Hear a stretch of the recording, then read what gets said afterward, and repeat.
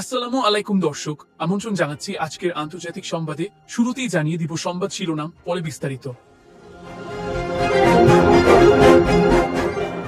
দর্শক, জানিয়ে দিব আজকের তাজা খবর। ফিলিস্তিনের গাজায় হামাসের প্রতিরোধে কাপল ইসরায়েল, বোমা বিস্ফোরণে প্রাণ হারালো 4 ইসরায়েলি সেনা। ইয়েমেনে পেট্রোল পাম্পে ভয়াবহ বিস্ফোরণে নিহত 8।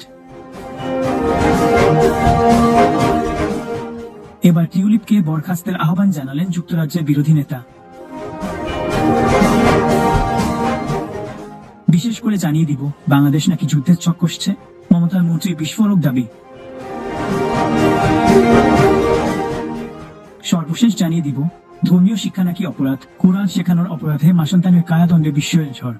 দর্শক, এতক্ষণ শুনছিলেন সংবাদ শিরোনাম, এখন বিস্তারিত। তার আগে একটি অনুরোধ দর্শক, ভিডিওটি ভালো লাগলে লাইক, কমেন্ট, শেয়ার করে দিন এবং সাবস্ক্রাইব করে রাখুন পরবর্তী আপডেট পেতে।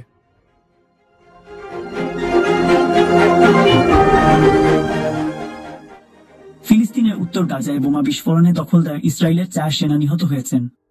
এই ঘটনায় আহত হয়েছেন আরও 6 সেনা। রোববার 12 জানুয়ারি ইসরায়েলের প্রতিরক্ষা বাহিনী বরাতে টাইমস অফ ইসরায়েলের প্রতিবেদনে এ তথ্য জানানো হয়েছে। এতে বলা হয়েছে, শনিবার উত্তর গাজার বেইত হানুনে পুঁতে রাখা বোম বিস্ফোরণের আঘাতে 4 সেনা নিহত ও 6 সেনা আহত হয়েছেন।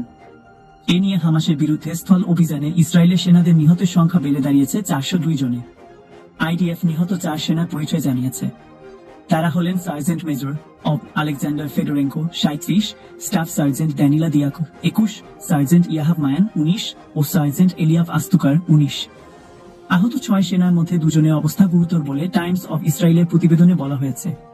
প্রাথমিক তদন্ত অনুসারে আইডিএফ জানিয়েছে, গাজার উত্তরাঞ্চলের বেইত হানুনে শত্রুদের পুঁতে রাখা বিস্ফোরকের আঘাতে এই হতাহতের ঘটনা ঘটে।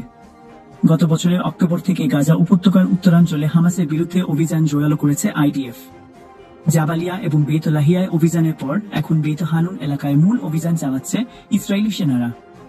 এদিকে শনিবার গাজায় যুদ্ধবিরতি নিশ্চিত করতে মার্কিন প্রেসিডেন্ট নির্বাচিত ডোনাল্ড ট্রাম্পের বিশেষ দূত স্টিভ উইটকফ ইসরায়েলি প্রধানমন্ত্রী বেনিয়ামিন নেতানিয়াহুর সঙ্গে বৈঠক করেছেন। বৈঠক শেষে ইসরায়েলের গোয়েন্দা সংস্থা মোসাদের প্রধান সহ উচ্চ পর্যায়ের একটি প্রতিনিধি দল কাতারে পাঠানোর কথা জানানো হয়। কাতার, মিশর এবং যুক্তরাষ্ট্রের মধ্যস্থতায় হামাসের হাতে আটক বন্দীদের মুক্তি এবং যুদ্ধবিরতির লক্ষ্যে আলোচনা কিছুটা এগিয়েছে বলে জানিয়েছে ইসরায়েলি কর্তৃপক্ষ।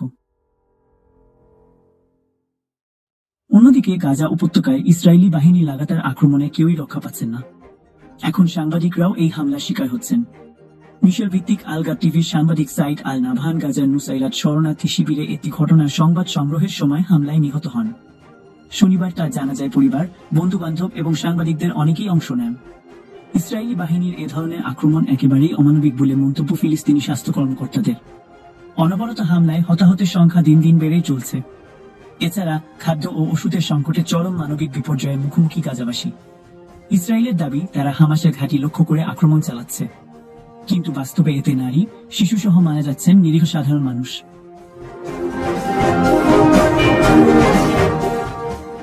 ইয়েমেনের আল-বাইদা প্রদেশে একটি পেট্রোল পাম্পের জ্বালানি সংরক্ষণ ট্যাঙ্ক বিস্ফোরিত হয়ে 8 জন নিহত হয়েছেন। এ ঘটনায় আহত হয়েছেন আরও 50 জন। দেশটির চিকিৎসা কর্মী ও স্থানীয় কর্মকর্তাদের বরাতে রোববার 12 জানুয়ারি এই খবর জানিয়েছে রয়টার্স। প্রতিবেদনে বলা হয়েছে, প্রদেশটির জাহেদ জেলার পেট্রোল পাম্পটির প্রাঙ্গণেই ট্যাঙ্কটি ছিল। শনিবারের 11 জানুয়ারি এই শক্তিশালী বিস্ফোরণে পেট্রোল পাম্প ও সংলগ্ন এলাকার ব্যাপক ক্ষয়ক্ষতি হয়েছে। এতে নিহত হয়েছেন 8 জন আর আহত হয়েছেন আরও 50 জন। বিস্ফোরণের সময় পেট্রোল পাম্পটিতে অনেক মানুষ ছিলেন। বিস্ফোরণের পর সেখানে বিশৃঙ্খল পরিস্থিতির সৃষ্টি হয়। পুরো এলাকা জুড়ে আগুন জ্বলতে থাকে। আহতদের স্থানীয় হাসপাতালগুলোতে ভর্তি করা হয়েছে। তবে কি কারণে এই বিস্ফোরণ ঘটেছে তা জানতে তদন্ত শুরু করেছে কর্তৃপক্ষ।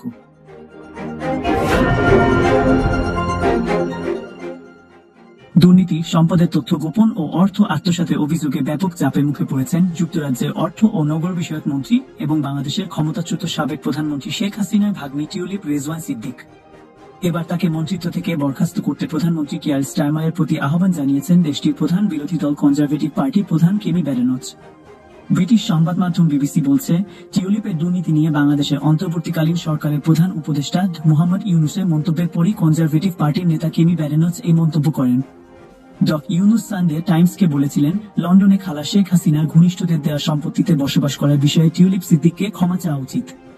রোববার 12 জানুয়ারি বিবিসি জানায়, অর্থ ও নগর বিষয়ক মন্ত্রী হিসেবে টিউলিপের কাজ যুক্তরাজ্যের অর্থনৈতিক দুর্নীতি সামাল দেওয়া, কিন্তু তার বিরুদ্ধেই এখন বাংলাদেশে দুর্নীতির তদন্ত চলছে। অভিযোগ উঠেছে, টিউলিপ ও তার পরিবারের 4 সদস্য একটি পারমাণবিক বিদ্যুৎ কেন্দ্র থেকে প্রায় 400 কোটি মার্কিন ডলার আত্মসাৎ করেছেন। এমন পরিস্থিতিতে সোশ্যাল মিডিয়া প্ল্যাটফর্ম এক্সে দেওয়া পোস্টে কনজারভেটিভ পার্টির প্রধান বলেছেন, কিয়ার স্টারমার টিউলিপ সিদ্দিককে বরখাস্ত করার সময় এসেছে। প্রধানমন্ত্রী তার ঘনিষ্ঠ বন্ধুকে দুর্নীতি বিরোধী মন্ত্রী হিসেবে নিয়োগ দিয়ে নিজেকে দুর্নীতির অভিযোগে অভিযুক্ত করেছেন। ব্যাডেনস বলেন, সরকার যে আর্থিক সমস্যাগুলো তৈরি করেছে তা মোকাবিলায় মনোনিবেশ করা উচিত হলেও টিউলিপ সিদ্দিক সেই কাজে মনোনিবেশের জন্য সমস্যা হয়ে উঠেছেন। এখন বাংলাদেশ সরকার ও শেখ হাসিনার সরকারের সঙ্গে টিউলিপের যোগসূত্র নিয়েও গুরুতর উদ্বেগ প্রকাশ করছে। এদিকে টিউলিপের পদত্যাগের দাবি জানিয়েছে কনজারভেটিভ পার্টির এমপিরাও। তারা বলেছেন, ফ্ল্যাট উপহার পাওয়ার বিষয়ে গ্রহণযোগ্য ব্যাখ্যা দিতে না পারলে তিনি যেন ট্রেজারি মন্ত্রীর পদ থেকে পদত্যাগ করেন। টরি এমপি বব ব্ল্যাকম্যান বলেছেন, টিউলিপ সিদ্দিককে তার সম্পত্তির লেনদেনের বিষয়ে অবস্থান স্পষ্ট করতে হবে ও ব্যাখ্যা করতে হবে আসলে কি ঘটেছে। যদি তিনি তা না করেন তবে মন্ত্রী হিসেবে তিনি কাজ চালিয়ে যেতে পারেন না।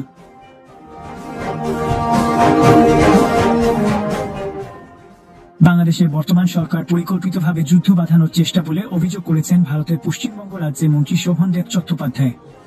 সীমান্তে বাংলাদেশ ভারতকে কাঁটাতারে বেড়া দিতে দিচ্ছে না বলেও জানিয়েছেন তিনি। শোভনদেব চট্টোপাধ্যায় রাজ্যটির ক্ষমতাসীন মমতা বন্দ্যোপাধ্যায় সরকারের কৃষিমন্ত্রী হিসেবে দায়িত্ব পালন করছেন। শনিবার 11 জানুয়ারি এক প্রতিবেদনে এই তথ্য জানিয়েছে ভারতীয় সংবাদ মাধ্যম এশিয়ানেট নিউজ। সংবাদ মাধ্যমটি বলছে, শনিবার কলকাতা পৌর সংস্থায় একটি স্মরণ সভা অনুষ্ঠানে উপস্থিত হয়ে বাংলাদেশ নিয়ে এই বিতর্কিত অভিযোগ করেন তৃণমূল কংগ্রেসের এই শ্রমিক নেতা।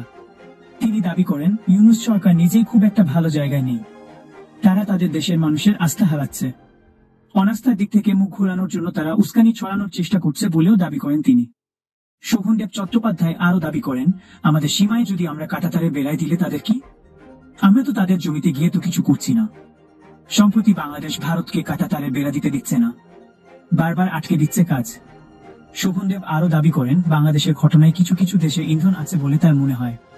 তার দাবি, বাংলাদেশের ঘটনায় ভারত সরকারের আরও পজিটিভ পদক্ষেপ নেওয়া উচিত। একেবারে নীরবতা পালন করে ভারতের সরকার দেশের মানুষের মনের মধ্যে আঘাত সৃষ্টি করছে বলেও তিনি বলেন।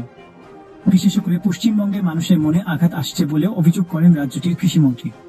প্রসঙ্গত, ছাত্র জনতার গণভ্যুত্থানে গত 5 আগস্ট আওয়ামী লীগ সরকারের পতন ও শেখ হাসিনার পালিয়ে ভারতে আশ্রয় নেওয়ার পর থেকেই ঢাকা দিল্লি সম্পর্কে টানাপোড়েন শুরু হয়। এছাড়া বাংলাদেশ ভারত সীমান্তের একটি অংশে কাঁটাতারের বেড়া নির্মাণ নিয়ে সম্প্রতি টানাপোড়েন বা উত্তেজনার পরিস্থিতির সৃষ্টি হয়েছে। চাঁপাইনবাবগঞ্জ এবং নওগাঁ জেলা সংলগ্ন সীমান্তে ভারতের দিকের অংশে বেড়া নির্মাণ নিয়ে বাংলাদেশ অংশ থেকে বাধা দেওয়া হয়েছে।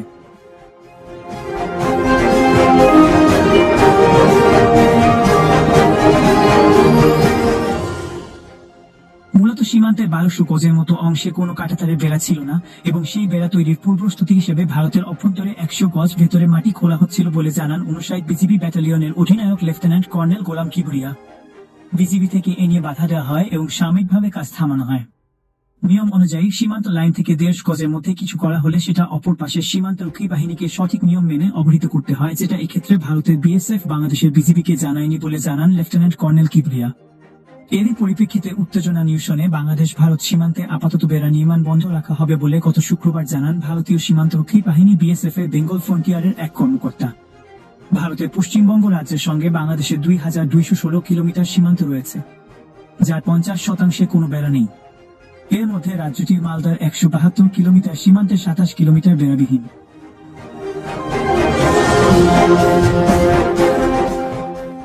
প্রতিবেশী ও 2 সন্তানকে কোরআন থেকে আয়াত শেখানোর চীনে 49 বছর বয়সী এক উইঘুর নারীকে কারাদণ্ড দিয়েছে দেশটির সরকার। দেশটির কর্মকর্তারা রেডিও ফ্রি এশিয়াকে এই তথ্য জানিয়েছেন। প্রতিবেদনে বলা হয়েছে, শেলিহান রোজি নামের ওই নারীকে 17 বছরের কারাদণ্ড দেওয়া হয়েছে। তাকে চীনের শিনজিয়াং প্রদেশের কারাগারে থাকতে হবে। রোজির ওই মামলার তদারকি করা শেরবাগ গ্রামের একজন পুলিশ বলেন, অবৈধ আন্ডারগ্রাউন্ড ধর্মীয় কার্যকলাপের কারণে রোজির কারাদণ্ড হয়েছে। তিনি কোরআন থেকে 10টি আয়াত শেখাচ্ছিলেন, তবে বিস্তারিত আর কিছু জানাননি তিনি। হিন্দুস্তান টাইমসের প্রতিবেদনে বলা হয়েছে, রোজি ছাড়াও তার 2 সন্তান ও এক প্রতিবেশীর কারাদণ্ড দেওয়া হয়েছে। তার এক সন্তানের 10 বছর এবং আরেক সন্তানের 9 বছরের জেল হয়েছে। এছাড়া প্রতিবেশীর জেল হয়েছে 9 বছর।